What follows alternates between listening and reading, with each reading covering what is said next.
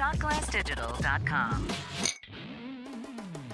Rebel Force Radio's Fangirls Going Rogue is brought to you by Little Debbie Snacks and their new Cosmic Cupcakes. Rebel Force Radio presents... Hello, what have we here? Fangirls Going Rogue. I met her in a Jedi chat room. Star Wars news, topics, and conversation from the female point of view. I like the sound of that. With Trisha Barr and Teresa Delgado. This is Fangirls Going Rogue. Welcome, girls and boys, to another episode of Fangirls Going Rogue, brought to you by our friends and yours at Rebel Force Radio. I'm your host, Teresa Delgado, and with me is my rogue leader, Trisha Barr. Hi, Teresa.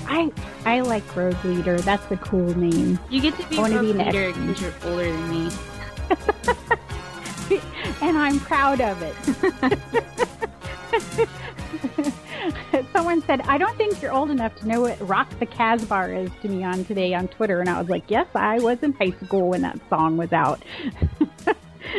So, happy Star Wars Day a couple days late. I know. Happy Star Wars Day. Did you do anything cool? I was very busy, and I had a lot of Star Wars attire that I wore. I swapped out during the day, so that was my day. I know you did something fun. I did. I went to Disney's Hollywood Studios. It was the first day of the new Star Wars character breakfast, so I got to do the sci-fi dine-in galactic breakfast. Well, I guess it's actually called the Star Wars Dine-In Galactic Breakfast, and it was fabulous, and we can talk about it later because I think it'll be appropriate. It will. This is our episode to talk about Star Wars weekends, and we have a guest, so you want to introduce our guest? Sure. So, finally, I'm getting to bring on one of my favorite guys in the Star Wars universe. His name is Aaron Goins. He's co-host with me on Star Wars Bookworms. He writes for the Star Wars Report, theorange.com. He does a Doctor Who podcast called Bad Wolf Radio. And he's done some stuff on the Star Wars blog. Hi, Aaron. Hey, what's up, guys? Happy to be here. Or should I say, what's up, girls? Yeah, what's up, girls? I don't know. I don't think we care. What's up, ladies? It works. It works. Hi, Aaron. Welcome to the show. I'm very happy to be here. Yeah, how does it feel to be on Fangirls Going Rogue? It feels pretty cool. This is actually the first official Rebel Force radio show that I've ever been on, so... Yay! Pretty excited about that. We are glad we could have you on, and we have you on for a couple of reasons. The primary reason is because you are going to Star Wars weekends, and the second reason is because you haven't been to Star Wars weekends in a couple of years, and you're going to help us go through our topics and if have any good, awesome questions that people who have never been or haven't been in a while may have. And I know you have some for us, so... Oh, yeah. I have some questions for you guys. As the Disney experts that you are, I definitely have some questions about my trip coming up in a few weeks. Are you excited? Oh, I'm so excited. I love Disney World. I go about once a year, so I don't go quite as much as you, Teresa. You basically go once a day. But it's true. Just follow her on Instagram, on many Instagrams, and you will find Teresa somewhere at Disney World. Probably. I mean, I could just stand there and people would find me. So. But yeah, so I find myself down there about once a year. So I'm making it back down for Star Wars weekends this year. But I haven't been since, I think it was like 2010 or 2011 the last time I went. So it's been a few years. So I definitely am curious about maybe some of the changes and definitely have some questions for you guys. Awesome. Now, Aaron, what week are you going to be there? I will be there the second weekend, I believe. So it's the weekend of May 23rd, which I think is Memorial Day weekend. Mm-hmm. Yes. Yeah. That seems like the weekend to go. It seems like a lot of people I know are going to be down there. Like a lot of podcasters, a lot of Star Wars fans. So I'm looking forward to just getting together with all these people that I know and kind of doing a little mini Star Wars celebration. It really will be. The amount of people that I know going the list just keeps growing and growing and growing. And I've got to find time to see everybody. I know. It's crazy. And that is the weekend that Rebel Force Radio will be there.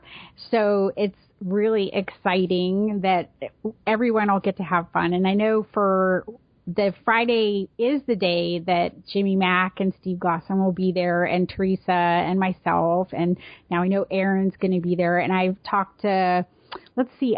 There are so many people online that I'm trying to think of. Sarah and Richard from Skywalking Through Neverland are going to be there that week. And just, I keep seeing names pop up. I'm so excited. Yeah, there's a lot of people that will be there. And, so we'll have more information for you. And, of course, the Rebel Force Radio guys will have more information for you as well. And we'll probably put that all up on our Facebook page and Twitter and all that kind of stuff once we know the details. Yeah, and that's one of the things. My big piece of advice is social media is going to be a great tool for people to meet up, because it's, you can you follow hashtags, and Star Wars Weekends is one of them, and that you can follow people and figure out where they're going to be and tweet, I'm going to be here. So it's a great way to find people that I've used at conventions. And I know Teresa and I, we tweeted at each other last year before we actually met. So. Oh yeah, we did do that. Yes, we did. So that's one great tool. So everybody, Aaron, what is your Twitter handle so people can find you? My Twitter handle is at AVGoins, AVGOINS. So definitely anyone feel free to hit me up on Twitter. I use it quite a bit. Quite a bit is an understatement. I find out tons of stuff from Aaron's Twitter feed. I can just go and look at it and see, okay, what's happened today? Because he's usually gotten to it before I have. And who tweets for Star Wars Bookworms? Because you guys have a lot of stuff on that Twitter handle, too. Aaron. Yeah, mostly me. Mostly me. Teresa will throw a couple tweets out every once in a while. If the punctuation is bad, it's usually Teresa. If the punctuation and the grammar, if it's not exactly correct, I will get a text message saying, use a complete sentence, please. There you go.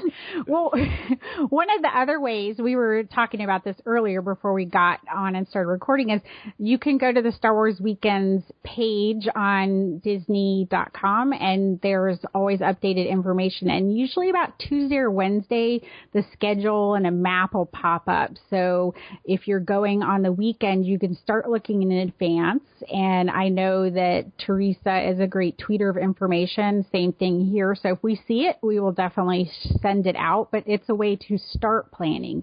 And what we're going to talk about is a lot of things and aren't necessarily have been given times yet. But there's also a lot of things that to enjoy the experience that it's helpful if you plan. And Teresa is really the expert on it. I plan a little bit. And so we're going to go through different things, how to enjoy the experience. Right. And everybody, of course, enjoys the experience differently. Some people like to be a little bit more freeform. Some people like, really stringent plans. And I'm going to say, unfortunately here, but it's not necessarily a bad thing, but the way that Disney World has evolved over the last year has really prompted very to-the-minute planning, and we'll get into that as to why that is. So if you haven't been to Disney in a few years since they implemented the new FastPass Plus system and Magic Bands and things like that, the experience is a lot different at Disney World. Yeah, it's definitely, I'm still learning, and every time you go, they've changed FastPass a little bit. So Teresa, do you want to explain that a little bit before we even get into what's happening? Sure. So the new FastPass Plus system, a lot of people are used to Legacy FastPass. And Legacy FastPass was the paper FastPass system that they have at Disneyland and also had at Disney World. That is now an obsolete system. It doesn't exist anymore at all. The new system is an RFID chip that is inside of a band and inside your park ticket that you actually use for fast passes. Depending on how you get your tickets and things like that, you can schedule your fast passes prior to your trip. Or some people, because of how they go about getting their tickets, they have to schedule their fast passes at the kiosks inside of each theme park. So, and that's a whole thing for like a fangirl chat to discuss that, because it's really, really complicated information. But this basis of the system is that you have a band that you wear around your wrist, and they come in all different colors. You can buy them in the parks. If you're staying at a resort, you will get one. If you didn't customize your band with your resort reservation, it will be gray. How that works is that you can go on to the My Disney Experience app on your phone, and you can schedule fast passes. You get 3 per day in one park, And now the system has changed.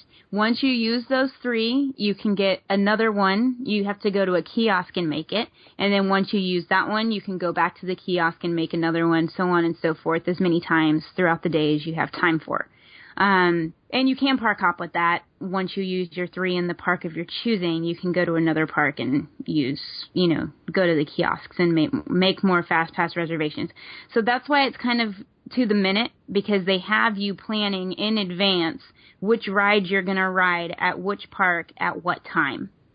And they're incorporating this into Star Wars Weekends, into the actual shows for this year.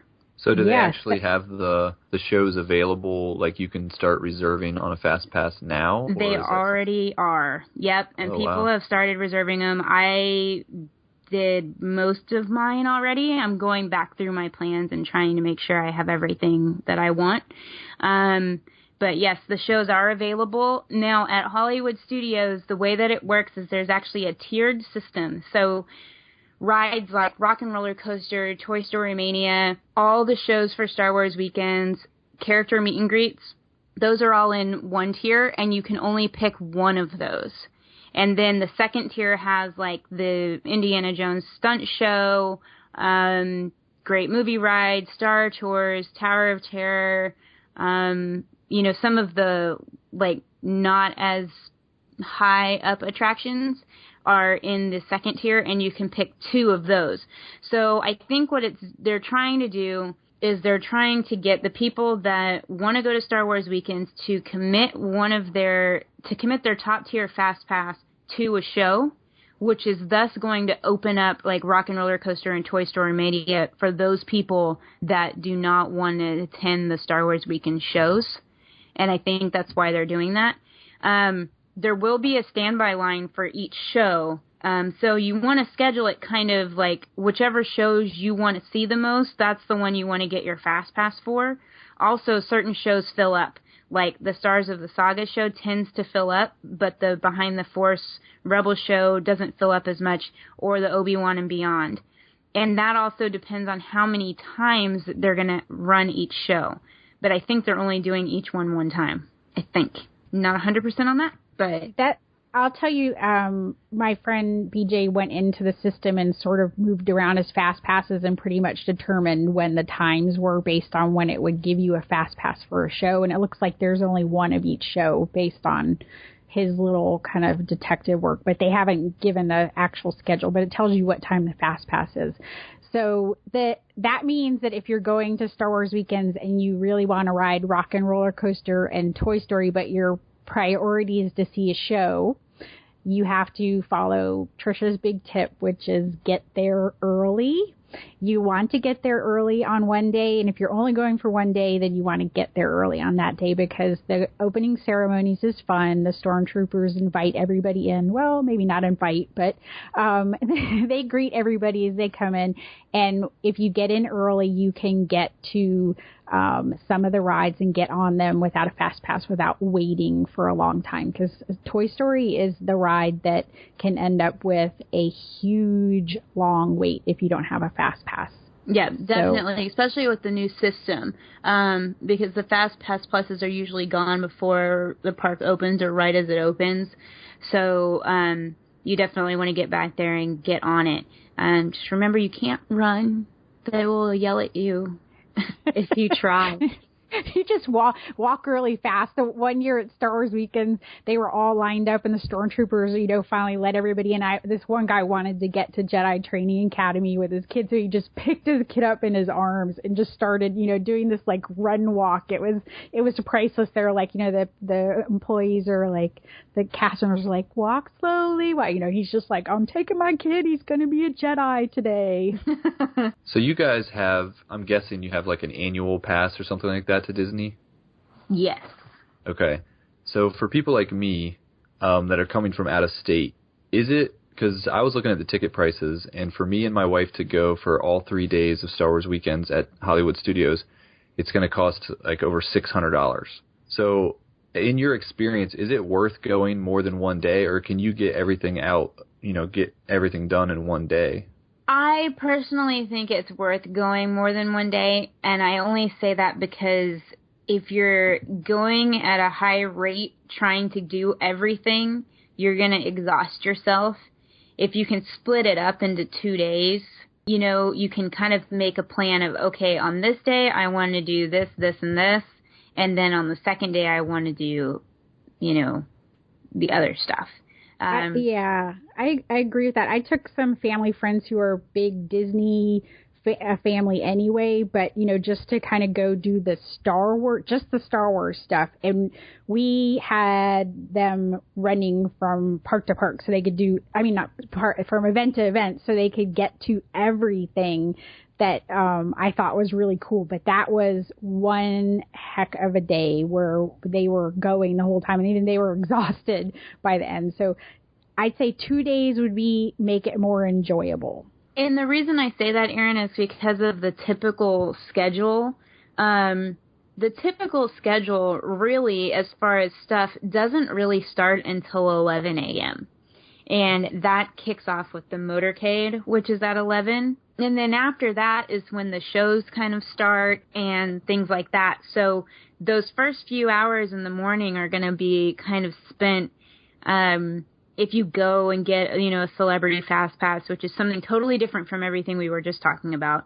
Sometimes your time can be before that 11 a.m. marker. But once you hit 11 a.m., the shows start, you know, going at like 1 or 1:30, and then you're hitting one like every hour. You know, there's like one at 1:45, there's one at 3:30, there's one at 5, there's one at 6, you know.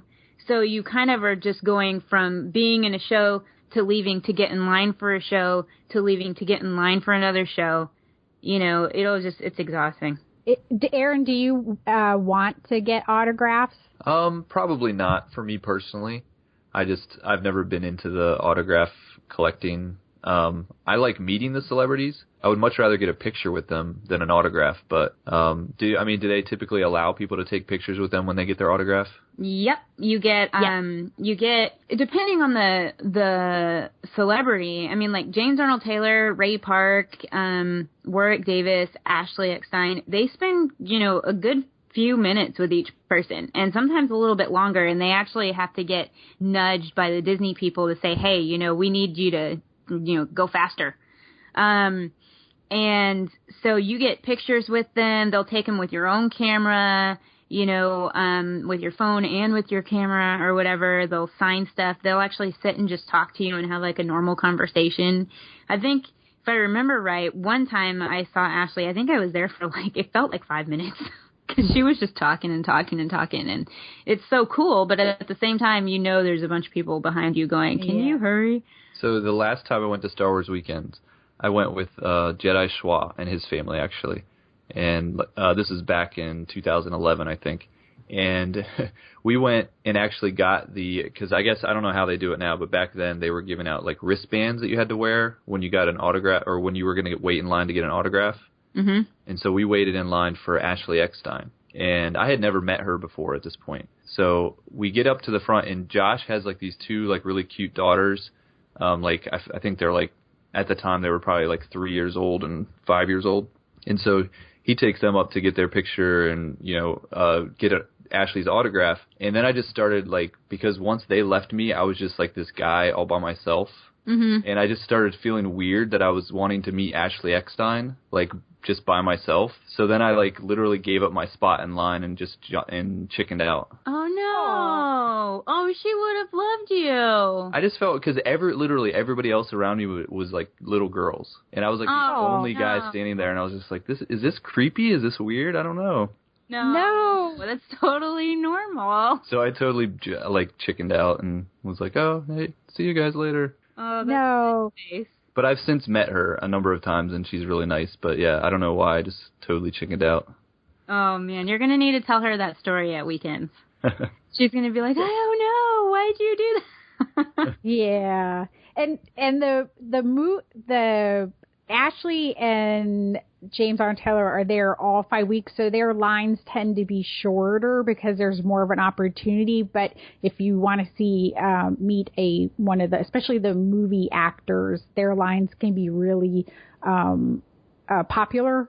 So you just have to keep that in mind, like if you want to meet a celebrity. And you can walk up to their tent and take a picture from the outside if you're not going to get an autograph. But they definitely they don't let you, if you're not in that fast pass line, you can't go under and take a picture with them. And my experience also was, I know because I had done Year of the Fangirl, and Ashley had done my panel at GeekoCon, she knew me. And so she tried to come over and say hello to me when she was walking from one event to another. I think it was to her autograph table. The Disney staff were actually like trying to chase me away. So they don't want people, they won't let you just walk up while they're moving about the park. So it was kind of funny because she was like, I want to say hello. And they were like, she's like, no, it's okay. And I was like, oh, these, they're like, shoo to everybody. So just keep that in mind for chances to meet people. And then obviously the shows are another great way to see the, to see the stars and listen to them and get to take pictures of them on the stage. And there hasn't been a celebrity show that I've seen that I haven't enjoyed. They're just all great people on the stage. They have great stories. So I'm totally missing Mark Hamill, which stinks because he's coming a weekend that I'm not there. But I haven't really kept up with who are the celebrities that are going to be there. Okay. Yeah, I was actually going to say, let's get into some of the meat of this. So the celebrities. We can just go weekend by weekend and stop me whenever. The first weekend, which is coming up, it's May 16th to the 18th. We will have Ahmad Best, so Jar Jar Binks, Peter Mayhew, Chewbacca, and then the Rebels person will be Vanessa Marshall, who is Hera Syndulla from Rebels. So that's the first weekend. I'm pretty pumped about that weekend. You and I will both be there, Tricia, I believe. Yes, we will both be there. Very excited. And again, all those people are great public speakers, and they have great stories. So definitely, they put the movie stars from the movie in a show, and James Arnold Taylor talks to them, and then Ashley's going to be speaking to the Rebels actors. So they're, two separate shows so that you can kind of go and experience. And, the Clone Wars shows had always had little hints and teasers. So we'll look forward to that. Yeah. So the names of the shows, the show for any of the celebrities we're talking about, if they're film stars, they'll be a part of the Stars of the Saga show, which is hosted by James Arnold Taylor, as Tricia just said. And then any Rebels or voiceover characters will be in the Behind the Force Rebels show. So then May 23rd to the 25th, this will be the weekend that you will be there, Aaron. Warwick Davis, who is everyone's favorite Ewok. I mean, come on. Jeremy Bulloch, who's Boba Fett, and Tia Sircar, who is Sabine Wren for Star Wars Rebels. Now, here is the awesome thing about this weekend. Warwick actually does his own show, so this will be added to the list of shows. It is an Ewok's Tale, a short story starring Warwick Davis. This show is by far the best of all of them. I'm not even joking just because I'm a huge Ewoks fan. It's amazing. Like, it's amazing. I have to see it like 3 times. She's not partial. My favorite show is always James Arnold Taylor's Obi-Wan and Beyond that goes on in the evenings, but I always end up crying during that one, and not in a bad way, in a good way. So, oh yeah, very inspirational. Yeah, and that show is actually the Obi-Wan and Beyond is its own special show that will happen every weekend, every day in the evening, usually around like 6:30. Okay. So let's see. So weekend 3, which is May 30th to June 1st, that will be Ray Park, John Ratzenberger, and Taylor Gray. So Ray Park's obviously Darth Maul. John Ratzenberger was Major Bryn Derlin. I feel awful. I have no idea who that is. And then Taylor Gray is Ezra from Rebels. The guy from Cheers. Well, no, I know who John Ratzenberger is, okay? I know who he is. I don't know who his character is in the movie. He's a very minor character from Empire Strikes Back. And that is why. And it's from Empire, which is why I don't know. Oh, no. The horrors. I mean, if I met him, it'd be purely because I like him from other stuff. Toy Story, From right? Toy Story. Yes. Her in Toy Story. And then, obviously, big week 4. Right. Week 4 is a huge one. Week 4 is when Mark Hamill will be there. And if you don't know who Mark Hamill is, you're listening to the wrong podcast. He's Luke Skywalker. Now, he is not signing autographs. I know a lot of people saw when he got added to the list, they were talking about camping out for his celebrity fast pass line, like, a week in advance. He's not doing autographs. He will only be in the motorcade and in the Stars of the Saga show. So that's it. Then we've got Billy D. Williams, who's obviously Lando Calrissian. We have Ray Park again, and then Taylor Gray again. So here's a good thing. For people who are attending maybe weekend 3 and weekend 4, you can split up how you want to do your celebrity fast passes, because you'll have Ray Park and Taylor Gray for 2 weekends. And in addition to that, when Ray Park is there, he does a show called A Visit to the Mall, and he actually talks about the character of Darth Maul and then teaches all the little kids how to do lightsaber stuff. And he'll be doing that show for 2 weekends. So if you miss it weekend 3 and you're there weekend 4, you can catch it then. That is one of my favorite shows, too. I just can't decide. When him teaching kids to use the lightsaber, to be, it's just so funny. He's so good with the kids. You just are like, this is the guy who was Darth Maul, because he's such a nice guy. Right. My favorite part is that his daughter is always there, and she's almost in every single A Visit to the Mall show, and she's always the one that's really awesome. If you see one kid in there that can do everything, that's his daughter. I'm really excited about Warwick Davis being there, because my wife is coming with me. She's never attended any sort of Star Wars event ever. She's just not that into Star Wars. So she actually knows him from another show that she watches called An Idiot Abroad. I don't know if you guys have ever heard of that. Yes. So she thinks he's hilarious from that show. So I'll be like, hey, we get to see Warwick Davis, and so there'll be something she can get excited for as well. Yeah, in his show, he talks a lot about Star Wars, but he does hint to some of his other stuff, as like Harry Potter and other things. So it's pretty cool. Yeah, and she enjoys Harry Potter too. So yeah, that'll be cool that he's there that weekend. I'm happy that happens to be the time I'm there. And so the last weekend, this is the weekend that I am calling the official goodbye to the Clone Wars weekend. It's June 13th to the 15th, and this weekend has the most celebrity guests that any weekend at Star Wars Weekends has ever had. Ever. So it's got D. Bradley Baker, who's Captain Rex and the Clones and all that kind of stuff. Kat Tabor, our first guest for the show. So Padme from the Clone Wars, Tom Kane, who is Yoda, Matt Lanter, who is Anakin Skywalker, and then we have Steve Bloom, who is Zeb Aurelios from Rebels. And then you've got James Arnold Taylor, and you've got Ashley Eckstein there, who's Ahsoka. So can you imagine the Behind the Force show? It's going to have the whole cast, basically. Well, and they're putting D. Bradley Baker and Steve Bloom in the same room. I know. There could be a lot of strange noises, because they both do those wild, crazy, creature noises. And D. Bradley Baker it's like they give him caffeine before the show, in like maybe 10 Mountain Dews, actually. He has so much energy. It's really fun, but it'll be nice. I'm so glad they did this, to just let all of the stars come together from the Clone Wars.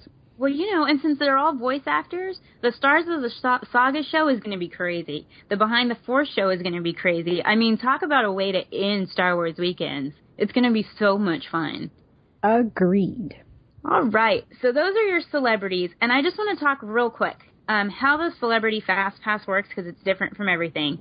You have to get to the park early. And when the park opens at, let's say, 8, what I mean by early is like 5 a.m. Because, or depending on who it is, I mean like 2 a.m.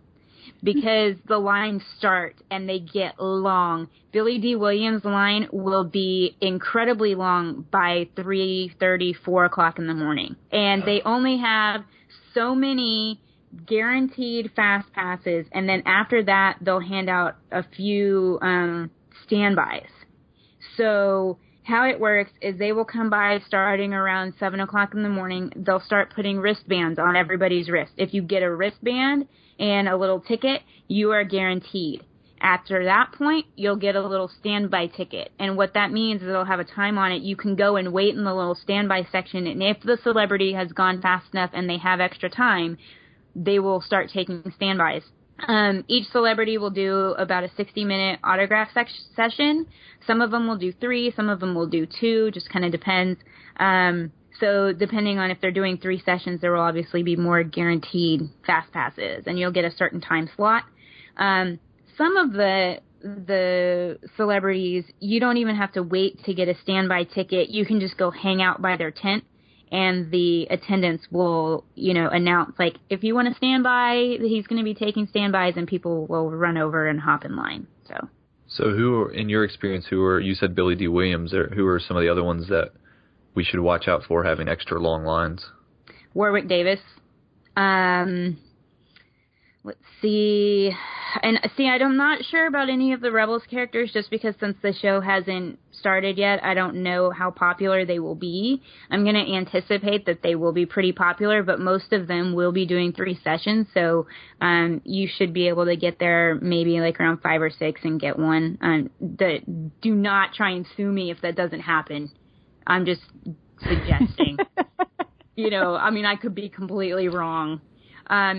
If you know someone that's going really, really early, just text them at, wake up, like set an alarm at like 4 and like say, hey, how's the line? And decide if you want to go. I wonder if has John Ratzenberg done any like celebrations or any? I don't know. I think his is going to be long. Yeah, that's what I'm guessing, just because it's a unique experience that it might be long for, there are people who really like those, autographs that they haven't been able to get. Mm-hmm. Ray Park's line is usually always pretty long. Let's see, as far as the Clone Wars actors go, since they're only all doing one weekend, I'm prepared for all of them to be really long lines. Since this is their last hurrah, kind of. It's so sad, but yeah. And Matt Lanter has his show really long line. He's going to have a crazy long line because, well, I know why. You know why. Everyone knows why. Why? Aaron can go stand with all the I'll stand with all the young girls again. This time they'll probably be teenagers though. Yeah. Star-crossed. Yeah. So there will be a lot of people that are there for that kind of stuff. So I'm thinking Warwick. I'm thinking Billy D. I'm thinking Ray Park, John Ratzenberger. I'm not sure if Ahmad Best will have a long line, but I will tell you that I will be in line for Ahmad Best. Yes, I will. And I will be in line for Vanessa Marshall as well. So come say hi to me at 3 a.m. And you get to meet a lot of your fellow fans and friends and make new friends in the line. So that's a good thing. You can compare shirts, because I always stand in line and go, oh my gosh, where did you get that shirt? Like, you have no idea how many different Star Wars shirts exist until you are hanging out in line with a bunch of Star Wars fans. But there's also another opportunity, and I'm going to let Teresa talk more about the motorcade, because what I do during the motorcade is I go run around and get on all the rides, because everybody's watching the motorcade. With that said, you need to make sure that you don't try to get to rides that you have to cut through the motorcade, because that's not going to happen. So it takes a little planning. If you want to get over on the Tower of Terror and Rock and Roller Coaster side, you're going to be stuck over there. Unless you go behind the hat. Just go around the back by Toy Story. Yeah, and that involves a lot of turning sideways and, excuse me. But that's another thing. So, Teresa, tell people about when you get in line for the motorcade and where your favorite spots are. I can't give away my favorite spot because it's awesome, and I don't want people going over there. I'll tell you guys where that is off the air. But it is with the Grand Florida Alliance. I will say that. Okay. So for the motorcade, you want to start staking out a spot at 10 a.m. Maybe 9:30 if you want to be front row. Some of the best places to be. The motorcade goes from the front of the park, in between the shops and the Curios building, which has all of the guest services in it. Comes out from there and then goes up the main drag, whatever that street is called, Hollywood Boulevard or whatever. Goes up that, goes straight to the hat, drops off all the celebrities, and they do a little show. and it takes about 15 minutes or so for the whole thing to happen. I like to be, if I'm not in my favorite spot, I like to be kind of by the planters and things that are like right past all the shops on the left, because there's kind of like a little place to sit, and where they draw the line is like right in front of you. Either that, or I like to be on the right-hand side of the parade by the popcorn stand. Those are just my favorite spots. But you'll start seeing people line up, and you really, if you want a good spot, you definitely want to be there like an hour ahead of time. And it sounds crazy. Definitely cray-cray. But it's totally, you know, you have to do it one time. Just once, and then after that, it's pretty much the same every other day. I think I'm with you, Trisha. I'm gonna be looking to hit the rides at that point. All right, I'll be tweeting you, Aaron. I've never been much for waiting in line for parades. You know, it's always funny because it's the one time where, I mean, people get, you know, don't get in my space. You know, I want to get my camera, I want to get my picture. So everybody be nice in line for the motorcade. That may or may not have happened during the 25th anniversary, where I told somebody that they were going to have to move out of my way. Yeah.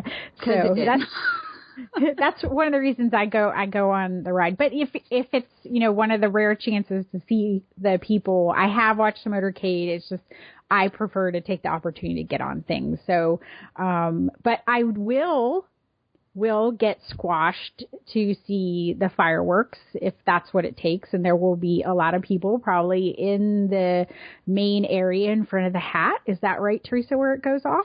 They do. They go off from behind the hat. So approximately 9:45 is when the fireworks will go off. And I say that they always do this. They don't. This is the first Star Wars weekend that is ever going to have the Symphony in the Stars fireworks. The last time they did Symphony in the Stars was for May the 4th last year. They did not do it this year. So what they'll do is they'll shut down the back area by Toy Story and all that stuff. All of that will get shut down because that's where all the fireworks go off from. One of the best places to view it is, of course, in front of the hat, because you get great pictures with all the fireworks going off. However, I have recently found some awesome places to watch the fireworks that are not going to be taken by people. And that is actually back behind by Hollywood and Vine and by the Indiana Stunt Show on the other side of, oh my God, what's the lake called? Echo Lake. Echo Lake, yeah. So on the back side of Echo Lake, if you're up by the railing, it's gorgeous. Gorgeous viewing of the top of the hat and the fireworks and everything. Like the people who do all the videos of the fireworks that are professional and get put on YouTube, they're all set up back there. I found them all for the 25th anniversary. I was like, that's where you guys are. Now everybody will be there with Teresa. Oh, dang it. Oh, well. Come say hi. Are you a fireworks person, Aaron? Yeah, I'll watch the fireworks at the end of the day. I mean, is that, what time does that usually start? They'll start around 9:45 is what we're seeing. And this is a good time to discuss one thing, since we're talking about the motorcade and the fireworks. There are some new Disney dining experiences, and there is one that actually encompasses the motorcade and the fireworks, and it is called the Feel the Force Premium Package. And the Feel the Force Premium Package actually gives you the ability to have specialized seating for the fireworks and for the parade. And it also gives, for the parade, there's snacks and stuff that you get to eat and drinks and everything. And then for the fireworks at night, it's actually a dessert party. And it's like, I want to say like $60 a person. And I did book that for the last weekend to cap off my amazing month or so of Star Wars weekend. So, and I think there's some still available for that. There you go. And you want to talk about the other dining experiences, because you've gotten to enjoy one already on May the 4th. I have. So this year they added these cool character dining experiences. There is the Star Wars Dine-In Galactic Breakfast, which is taking place at the Sci-Fi Dine-In, which is over near Star Tours. I'm going to just talk about this one briefly. This is the one that I just did because it is sold out. There's pretty much no way to get into this as of this point, and they're not even really advertising it that much. It's listed on the Times Guide, but it's not really advertised as being available because it is sold out. And it is sold out for good reason. The food was amazing. and I was pretty much freaking out the whole time. You get to meet Boba Fett and Darth Vader. When you walk in, you get a picture with them, and you actually get a little card that has the picture on it, so you get the picture for free, which is really cool. And then you go and sit, and your character interactions are with stormtroopers, Jawas, Greedo. I think that's it.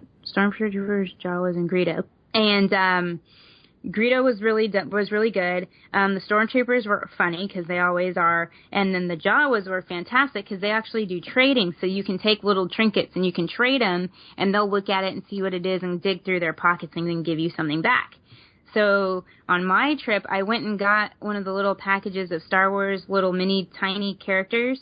You know what I'm talking about? They're like the little tiny figurines, really small, and you get like 3 of them in a bag. And I traded one, and he looked at it for a long time and then reached in his pocket and gave me a pin, like an actual Disney trading pin. Come to find out later that the Disney trading pin he gave me is from the Year of a Million Dreams, which was in 2008. And they were special collector's pins that were not for sale. You had to be given one by a cast member. And I was like, oh my God, it is a super valuable pin. I'm so happy. So you can trade with Jawas. The Jawas are in the parks roaming around, so you don't have to go to this meal to find a Jawa. And they do trade in the parks. So the Galactic Breakfast was really, really good. Food was amazing. They had blue milk, which was awesome.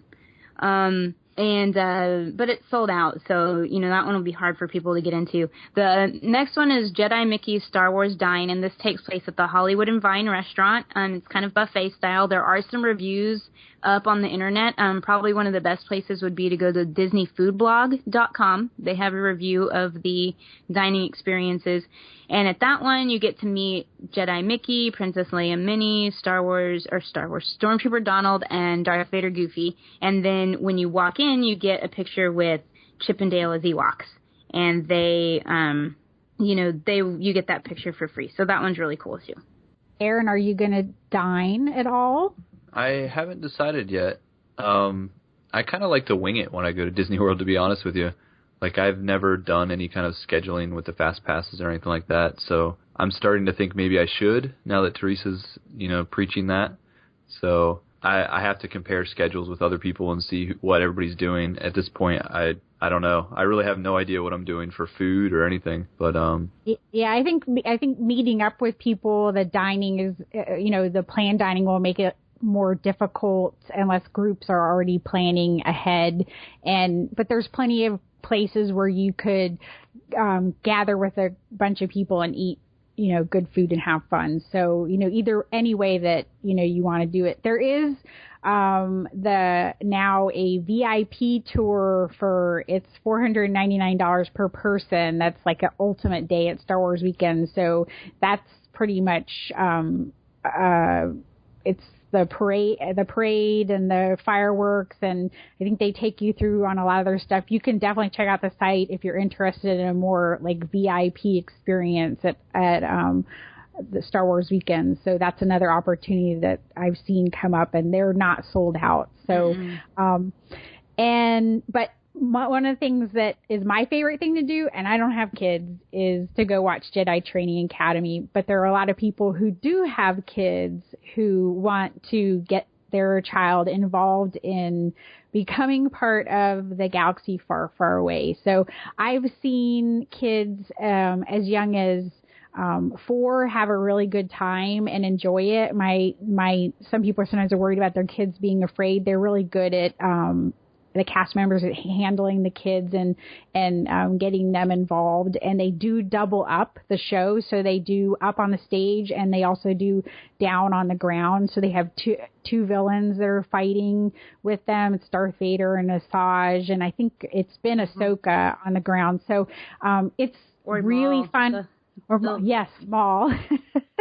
The poor cast members sweating, but they do such an awesome job and make you really feel like you're watching a real Star Wars experience. But anyway, the show is hysterical just to watch the kids, kind of transform into Jedi, and it's funny, it's timed well, and it's something that you can just sit and watch and enjoy. I always go sneak over to what's the little food area there that's by Star Tours? Backlot Express, and I sit down in the seats and under one of the umbrellas, and you can see the show from there. But people just gather around and watch it. So yeah, and definitely another place to hit while you're there. One of my favorites is the merchandise area, and it is actually called Darth Maul. And this year it's going to be in a different place. It will be over back in the Toy Story area in Soundstage 1. I'm really happy that they're moving it back over there. There's a lot of a limited edition exclusive merchandise there, things like that. Her Universe will have a tent there. Ashley usually does a meet and greet there as well, so you can meet her there if you can't get a celebrity fast pass for her. And you may or may not see me there helping at the Her Universe booth this year, slinging some shirts. There you go. Yeah, that Darth Maul is like amazing. It's like the biggest Star Wars store that you've ever gone into. So if you're going to the park, definitely you want to stop by there because it's everything you could imagine they have in there. Yeah, it's really cool. So some of the fun things, are they doing the name tags again this year? They are. They'll be doing name tags. You can get a name tag. I don't know what color they'll be this year. Last year they were green. You can get your name written in Arabic, and you can have like a planet below your name, or you can have an affiliation like Sith or Jedi or something like that. There'll be Detect Me. They'll do a scan of you or of your face and your body, and they can either put you as Han Solo and Carbonite, a stormtrooper, an X-wing pilot. That's it, right? Princess Leia. Or as Princess Leia. So you've got some cool options there. A lot of people love to do them. They're too expensive for me, but a lot of people love to do them. And then, there's just all kinds of cool stuff in there. Anything that they release new of merchandise will be in there at Star Wars. My favorite thing is the art in the back that they've had in the past. I don't know how it'll be arranged now, but the artwork that they have for sale, just to even if you want to go look at it, it's unbelievable in there. And another thing that I've learned over the years is the T-shirts rotate in and out from week to week, so they don't necessarily have it. So if you're going multiple weeks and there's a shirt you want, you need to get it because it won't necessarily be there the next week. They do change them up. Yeah, and the Her Universe stuff will sell out too. So if you want to get that merchandise before it goes up online, because it will eventually go up online, but usually it's several months later. So if you want to get your hands on that stuff, get it while you can, because it will sell out. I know last year she sold out of the Rogue Squadron dress, the Rogue Squadron tank, I think R2-D2 stuff. So she does sell out. And she does release new merchandise specifically for Star Wars weekends. And we have seen one thing so far. And I'm pumped because it's Ewoks. So I have a question for you guys. Yep. I said before my wife's coming with me, and she's not really into Star Wars stuff that much. So, like, what would you guys suggest? I think we're going to get park hoppers. So, like, what would you guys suggest, like, other things to do, other than the Star Wars stuff at Hollywood Studios? What are some of the cool things to do outside of that park or even inside that park that aren't related to Star Wars weekends? Tower of Terror inside of Hollywood Studios. Tower of Terror. My husband would contradict me on this, but I really love Pizza Planet. I think it's yummy. Rock and Roller Coaster, if you can get on it. And then something that's kind of underrated. Go in the animation building, walk around, look at all the stuff in there, and do the animators drawing class, where you go in and you get a spot with a piece of paper and they teach you how to draw a character. It's really cool. It's a cool souvenir. I like the Little Mermaid show at Hollywood Studios. It makes I want to sing and I have fun. So that's you guys go to Disney though, so right? It's been a while since a lot of times I'm down there because of like work related stuff. So she's not with me. So she hasn't been in a while. So yeah, I mean the Beauty and the Beast show is there at Hollywood Studios, and I really like it. That one's out. It's outdoors. Teresa's laughing. There's reasons I'm laughing. It's wonderful. Go watch it. That's one of my favorites. And Magic Kingdom's always fun. It can be a little bit crowded. So, but sometimes for people just want to enjoy a little bit less of the squash of people, Epcot is a nice place to go, especially if you like to eat and dine. And you can walk from Hollywood Studios to Epcot. That is true. You can. Oh, really? Yep. Or you can take the boat. The boat. So that is one way, and then obviously the buses will go transportation, but you can't. It's a little bit of a hike, but you get to go through the boardwalk area, which is really cool to see. And sometimes people walk over there from Hollywood Studios to eat, and so that's something that I recommend for people who just want to get out and see a little bit more of the park, so you can actually walk over there. And the boat ride's fun too. I like the boat ride too. So either way, but Epcot, definitely if you want to try different food and you want to get a dining experience, that's a little bit more flexible as far as just having, more options. Yeah, and I actually really like the boardwalk area, and so in the evening, I suggest going to Jelly Rolls, which is the dueling piano bar. It's amazing. I have a blast every single time I go there, and that's at the boardwalk.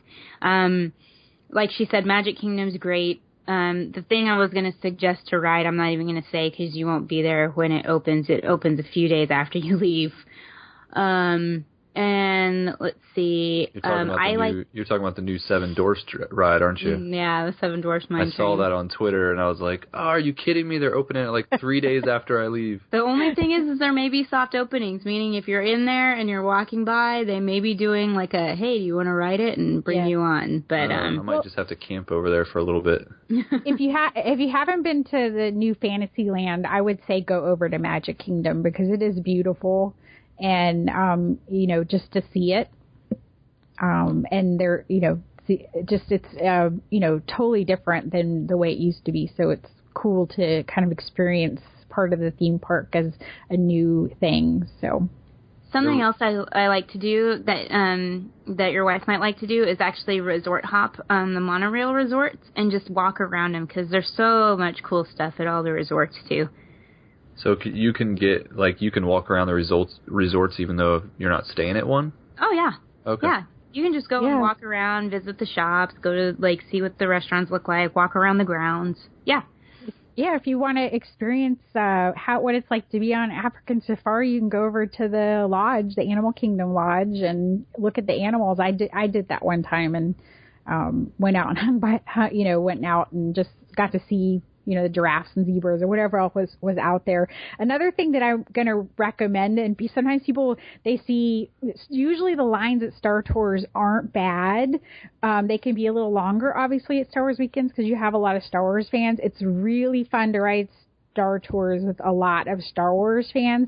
But when you're in the line, there is so much cool stuff as you wait to see. I like to watch there's little shadows as you go up the ramp to get it to load.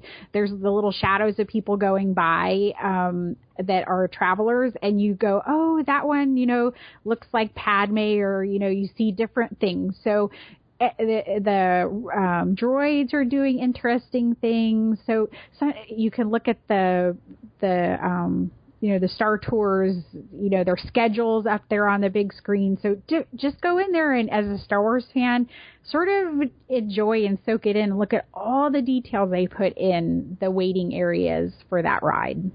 Very cool. Well, Tricia, do we have time for Darth Maul or no? We do have time. Okay, then. So we're going to move on to, or Aaron, do you have any last questions? No, I don't. And I can always hit you with questions over text, Teresa, if I have anything else. But I think we covered everything I was curious about, and I cannot wait to go to Star Wars weekends. Yep. It'll be a fun time. And your wife and my husband can hang out since they both aren't huge Star Wars fans. She said she was looking for somebody. She's like, is there going to be anybody else down there that I can connect with, or is it going to be just a bunch of Star Wars geeks? No, my husband. There'll be other people. Hey, I brought my friends who weren't really big Star Wars geeks, and I converted them. It's sort of like you get immersed in the sauce. So, well, I've been married to her for quite a while now, and I don't know if there's any converting. She's kind of a Trekkie, so. Well, here's the thing, Trisha. I met my husband at Star Wars Weekends, when we first met, and he had no idea Star Wars Weekends was going on. So, and, years later, here we are, and yeah, it's not happening. I mean, he likes movies, but, it still brought you together. Sort of, I guess. So, because of Star Wars Weekends, we have our character discussion, and we threw out some names, and one of the names that was brought up was Darth Maul, and we need music. So we thought we would talk about him, and one of the great things you get to see when Ray Park talks about Darth Maul in his show is how much there was an idea for this character who looks amazing, and then kind of how Ray Park sort of helped bring him really to life. He went and he tells a story about asking George Lucas if he could double up the hilt of his dual lightsaber so it would be more realistic in his fighting grip, as he was, sort of working on this. And so really for me in The Phantom Menace, the Darth Maul and the Duel of the Fates and what Ray Park brought to the character really redefined Star Wars for me, just because of that fighting moment. And then he was an idea, and I think we talked about Boba Fett in our first character discussion. Boba Fett became more than he was in the movie. And if there's a character who became more than he was in the prequel trilogies, it's definitely Darth Maul. So, Teresa, thoughts? Favorite character outside of Wicket. He's awesome. He's a villain. He's ruthless. He's Ray Park. Done. Wait, I'm going to ask Erin this because you get to talk to Teresa a lot. Does she have a lot of favorite characters? Yeah, I mean, Darth Maul is definitely one of the main ones that she brings up. Typically, it's Darth Maul and Wicket. So you have two opposite ends of the spectrum, which makes no sense at all. But yeah, those are her two favorites. She says Wicket's her light side and Darth Maul's her dark side. So she stays pretty consistent with that, though. There you go. And what do you think of Darth Maul? I love the character. I mean, like you were saying, he was a standout character in The Phantom Menace. He didn't have a lot of lines, but he just played such a major role as far as just kind of changing the way we saw lightsaber battles in Star Wars and really amping it up. And I think a lot of people would still say that battle was their favorite, even though they have, we've had Dooku versus Yoda and Anakin versus Obi-Wan, but a lot of people go back to that one, still say it's their favorite. And then beyond that, I'm a big Expanded Universe fan or Legends fan. And he had a life in those books. He had he had two novels that were specifically about him, and then he also shows up in other novels like Darth Plagueis, and then he had a short story. And he's got plenty of short stories and comic series based on him, and so they really fleshed that character out. And then, of course, he got picked up by the Clone Wars, and his resurrection is now canon. So I think it's been great for the character. He's interesting, and yeah, I really like him a lot. I still want to know more. I want to know even more, like, backstory about him. Like, I want to know what Darth Maul was like as a child. Like, was he an evil child? They have a book now it's Legends now, so it's not the main canon, but it still happened in that Legends universe. But there is a book. What was the title of it? It was kind of like a kid's book. It was Ryder Wyndham's book. Oh, you know what? And that's one I wanted to get and I never got. I actually have it right here on my shelf. Hold on. You would. The Wrath of Darth Maul is the title. And so you're going to mail me that, right? No, I'll bring it to Star Wars Weekends if you want to read it down there. But yeah, so that book actually gets into him as a child, and kind of his training with Darth Plagueis, or not Darth Plagueis, but Darth Sidious. So yeah, if you want to see him as a kid and kind of how he was trained, you can check that out. Yay! What did you guys think when you first heard Darth Maul was coming back? And then how did your opinion change after you saw the story? No, I thought it was awesome because he was clearly cheated in The Phantom Menace. He didn't, I mean, why? I don't understand. Why wouldn't you just have him as the villain the whole time? We don't need Count Dooku. Count Dooku's weird. And he has this weird curvy lightsaber. Like, why wasn't it just Maul all through movies and have it in like some epic crazy sauce? I don't understand. But when he was coming back, I was like, this is great. I'm so excited. And then he was like a spider. And I was like, well, that's weird. And then he got his legs changed, and then he got them changed again. And by the time we get him, right at the end of the Clone Wars, I just wanted more. I mean, I wanted the Ahsoka story and stuff, but I wanted, like, Maul episodes just back to back to back to back to back. Yeah, I mean, when they first showed that he was coming back, it kind of blew my mind because, that was one of the deaths that you just thought, I mean, there's no coming back from getting cut in half and falling down a shaft. But I'm one of the kind of fans that love to see these like completely unplausible resurrections. Like I actually enjoyed the Emperor Palpatine returning in Dark Empire, Boba Fett getting out of the Sarlacc, all this stuff. Like bring back any character, bring back Anakin Solo. Like just it doesn't matter. I just love to see these characters come back, even if it makes no sense at all. I kind of like the good whole luck spider with that legs. in the future. Yeah, right. The whole spider legs thing kind of threw me off. I thought that was a little hokey, a little cheesy. But yeah, once he got back to his normal form and started kicking butt, yeah, it was awesome to see him back. The bad guys seem to have better shots at resurrections than the good guys. The guys do. Because they realize they kill him off all too early. And they're like, oh, well, we need him back now, so we're going to turn him into a spider. Everyone's cool with that, right?